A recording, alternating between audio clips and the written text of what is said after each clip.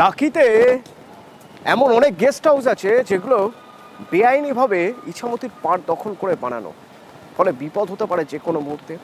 এ নিয়ে এবার মামলা করা হয়েছে।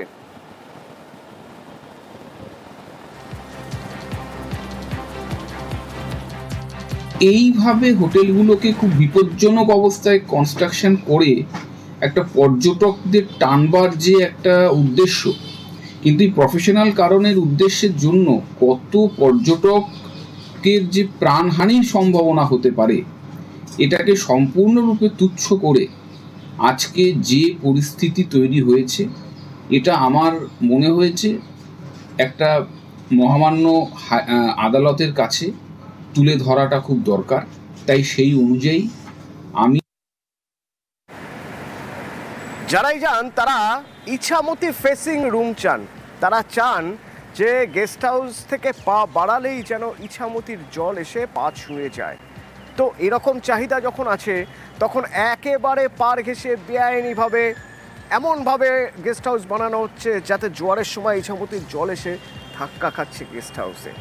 মুনাফার লোভে বাস্তুতন্ত্র তো নষ্ট করা হচ্ছেই, পাশাপাশি যারা ওই ইছামতি ফেসিং থাকবেন বলে যাচ্ছেন তাদেরও বিপদের আশঙ্কা থেকে যাচ্ছে, ভয়ঙ্কর বিপদ হতে পারে। আমার সঙ্গে সরাসরি রয়েছে অনুপম। এরকম কতগুলো গেস্ট হাউস রয়েছে এবং পুরসভা কি ব্যবস্থা করছে?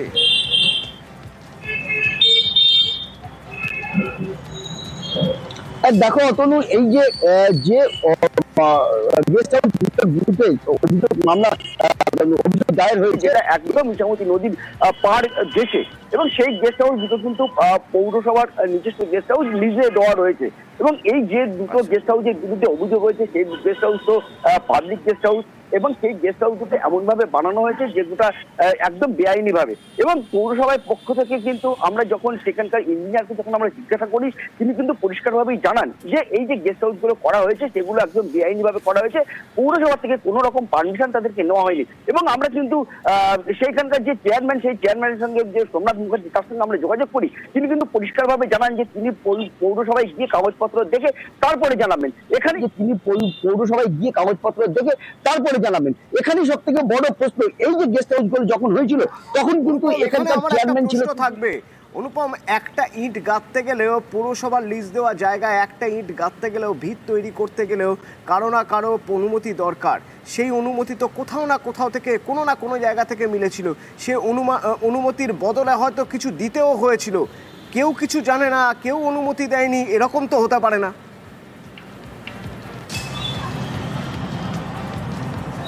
দেখো অথবা এইখানেই তো সব থেকে বড় প্রশ্ন, আর এইখানে দাঁড়িয়ে কিন্তু এই অভিযোগগুলো দায়ের করেছে চিন্ময়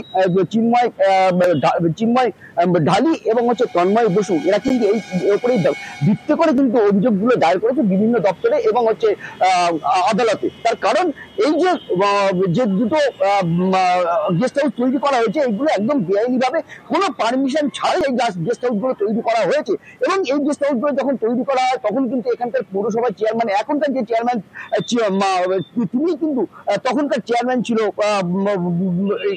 সোমনাথ মুখার্জি। তিনি কিন্তু পরিষ্কারভাবে বলছে যে তিনি পৌরসভায় যাবেন, তারপরে কাগজপত্র দেখে বলবেন। তবে তার আগে পুরসভার ইঞ্জিনিয়ার কি বলছেন একবার শুনো। নোটিশটা হয়েছে, নোটিশটা আমার কাছে আসেনি। হ্যাঁ, বেশ কিছু আনঅথরাইজ সম্ভবত আছে, যেগুলো আমরা কর্তৃপক্ষের দৃষ্টিগোচর আমার এন্ড থেকে আমরা করেছি।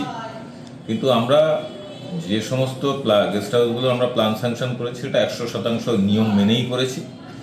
কিন্তু সাধারণত এই ধরনের নদীর মধ্যে এই ধরনের আমরা স্যাংশন দিয়েছি, এটা আমার জ্ঞাতার্থে নেই। এখন তো এগুলো অনেক আগের, তো তার বাইরে আমরা কোনো ইলিগাল কনস্ট্রাকশন আমরা লিখিতভাবে কাউকে আমরা দিইনি।